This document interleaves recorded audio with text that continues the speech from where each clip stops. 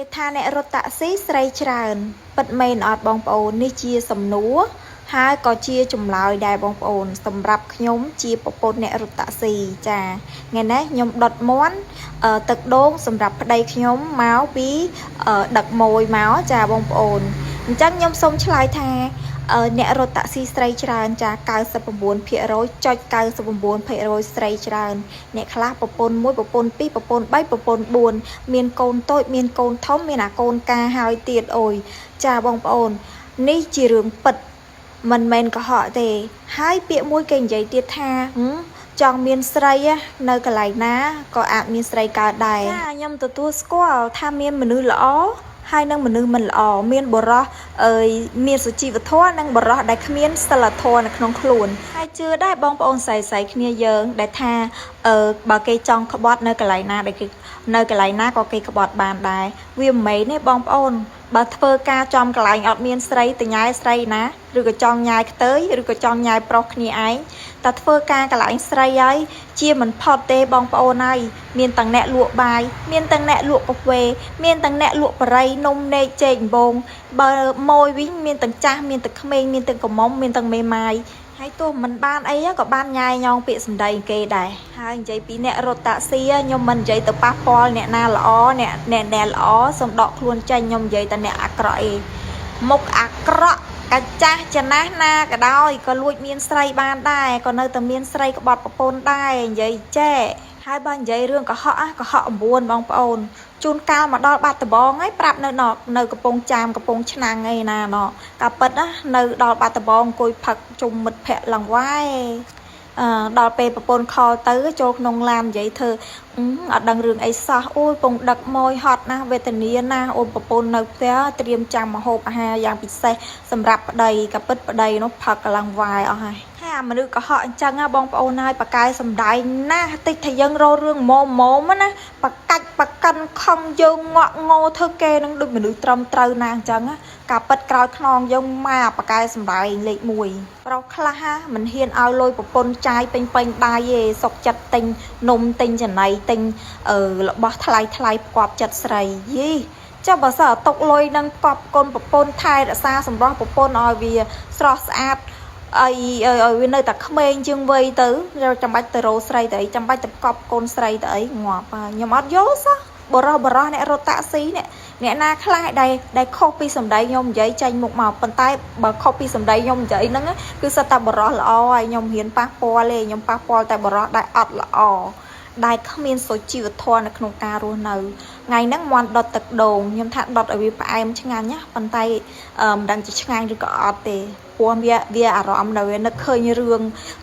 ទាំងឡាយដែលប៉ះពាល់ដល់នារីចានៅផ្ទះដែលគ្នា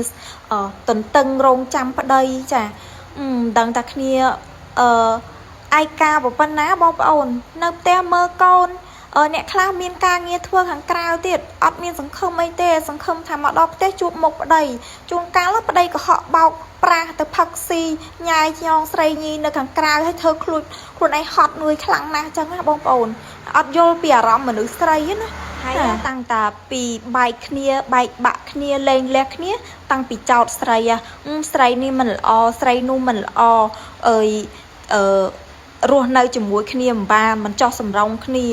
ហើយអត់មើលទង្វើខ្លួនឯងទេពេលនិយាយនឹកឃើញតែកាន់ជើងគ្នាឯង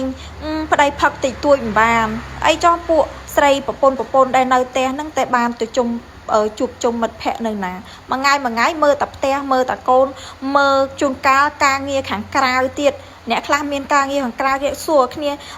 ចង់បានទៅជួបជុំនឹងអ្នកណាអត់គឺគ្នាមួយថ្ងៃរវល់ជុំទឹះ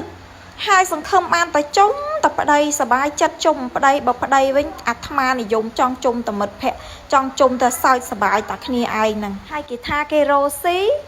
គេខំរស់ស៊ីគេផឹកស៊ីបន្តិចបន្តួចមិនបានចោះមានប្រពន្ធដែលនៅផ្ទះហ្នឹងអត់ធ្វើអីទេដេកចន្តិតកកូតមែនហារាល់ថ្ងៃហ្នឹង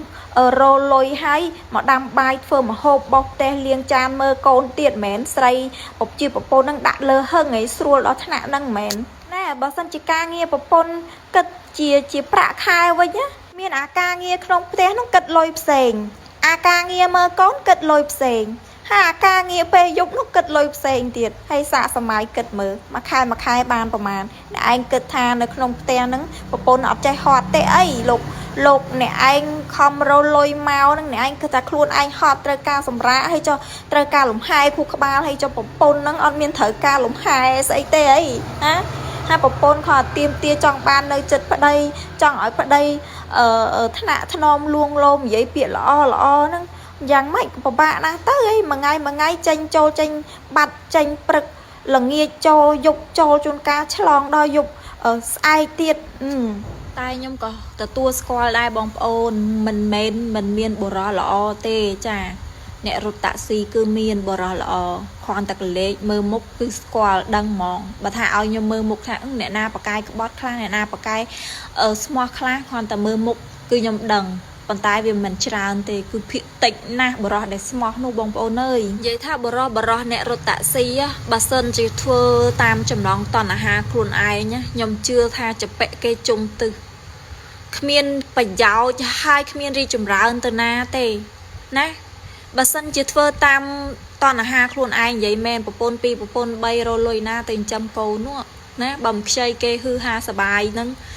រលុយពីណាបើសិនជាជីវិតអ្នករត់តាក់ស៊ីត្រឹមមករស់ស្រួលត្រឹមមិនមានបាយញ៉ាំគឺអត់ពិបាកទេគឺអត់ចពាក់គេតែបើថាតាមចំណងតណ្ហាខ្លួនឯងហើយចពាក់គេមិនខានទេបងប្អូនកាលណាត្រូវការស្រីកាលណាត្រូវការភាពហឺហាចាគឺត្រូវចំណាយលុយហើយលុយឲ្យប្រពន្ធគឺតិចចាលុយសម្រាប់ស៊ីចាយសបាយខ្លួនឯងគឺច្រើន